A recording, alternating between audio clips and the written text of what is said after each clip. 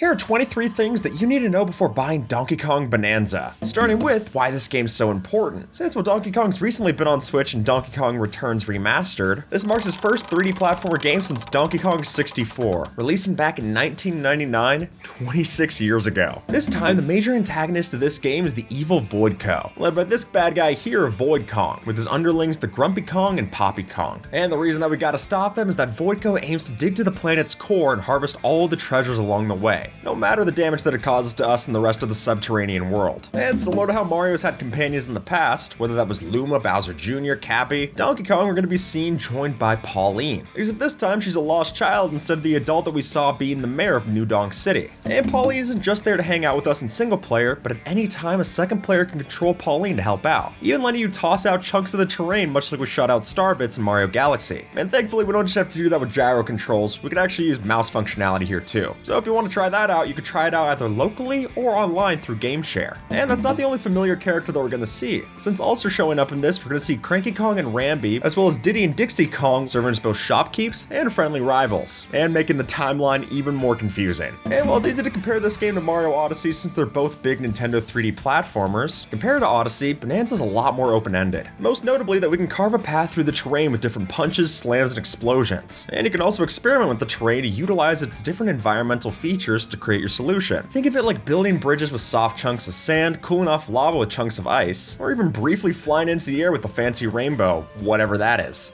At that point, it seems like it's more of a mix of Mario Odyssey and Breath of the Wild than just one or the other. Just like in Mario Odyssey, for newer younger players, there's an optional assist mode, which could be good if you want a more relaxed gaming experience. And the options that we have in here are the aim assist, reduced damage, and regenerating health. Which, while those are all helpful, probably the most important is the automatic path guidance, making sure that you don't stray too far off the path, especially when you're breaking that path yourself. And while we have a lot of freedom of expression in this game through how much we're able to change the terrain, there's also a big emphasis on how we're able to move through that terrain, considering that Donkey Kong can climb most surfaces without any stamina or time limits. And we can also roll, dive, jump, and surf without even skipping a beat. So while we're maybe not moving as far as we could with Cappy and Mario Odyssey, it's definitely a lot more impressive than we've seen DK move before. To me, it almost feels something like Banjo-Kazooie. If you remember playing Donkey Kong 64, there was a lot of different collectibles to find, and honestly, too many. But this time, it seems like the number of valuables is still great, but more focused as well. Since now, you're gonna find these golden crystallized bananas called Banandium Gems, which would be similar to the stars or power moons that we've seen in other Mario games. But you can also collect Bananium chips that you can trade up for full bananas at the shops, as well as gold that you can use to purchase items and fossils traded for outfits. And speaking of those outfits, there's a whole lot of character customization in this. Except, different from the costumes in Mario Odyssey, each piece provides a different stat that can outright affect or change how you tackled various challenges. But you can also go ahead and dye DK's fur color, and that has no mechanical effects. Just looks nice. Interestingly to see, Pauline is actually fully voice acted, speaking in cutscenes, gameplay, and even making the occasional comment when you're in certain menus. Oh yeah, and she sings too, though I guess that's not new.